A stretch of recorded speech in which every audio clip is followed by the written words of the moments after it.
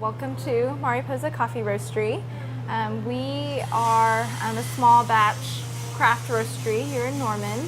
And Mariposa means butterfly in Spanish. We chose Mariposa because it represents transformation.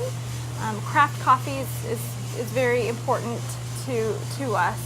The crafting of the coffee, the transformation of the bean as it is carefully crafted. And then also we believe that coffee is more than just a beverage. We think of all the gatherings and all of the traditions that coffee can be a part of, the way that it wakes us up and warms us on cold days. And so we feel like coffee has the ability to transform the atmosphere of a gathering. Stories are shared over coffee, and so we just believe that there's a lot more to coffee than just the product, than just the brew. But beyond that, we also feel a desire to be responsible to our environment, to our community, both locally and globally. So that's one of the reasons why we chose transformation as the meaning, and then ultimately Mariposa as the name.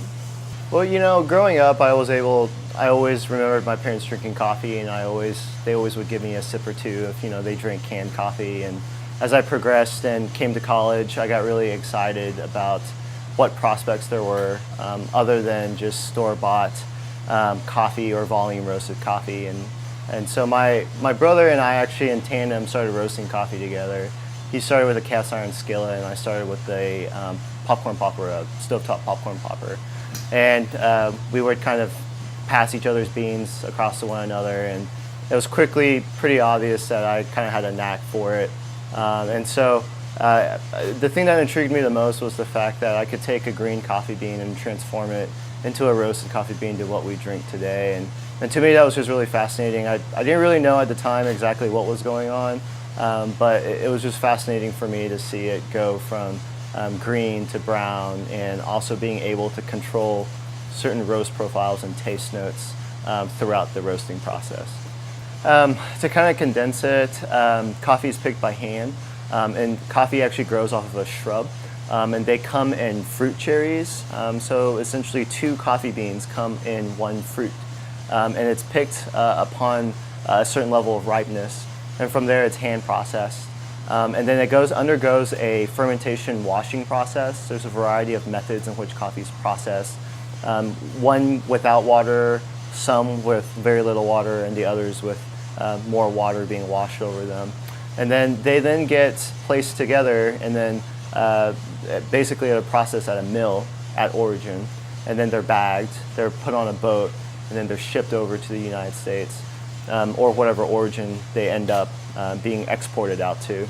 And then we determine which coffees we actually want to purchase. A lot of it depends on what's in season, but some also depends on our need, and also what our customers are asking us to try and bring in. And then at that process, we undergo a pretty rigorous testing process. We get samples of a variety of coffees, and we evaluate them off of a cupping system. Cupping is basically a standardized way to try and make and to give coffee an objective score. So you know that coffee is a very subjective product. The industry tries to make it as objective as possible, and so we actually score it based off of 100 points. And specialty coffee ranks between 80 to 100 points. And so you're looking at a very small percentage of coffee that you're actually wanting to purchase.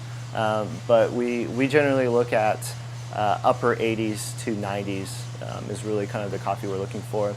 And then we determine whether or not we're going to offer that coffee. And then at that point, we then undergo a variety of roasting processes to try and determine what point is the coffee roasted to that best represents the region it's from, and also the hard work that was put into picking the coffee.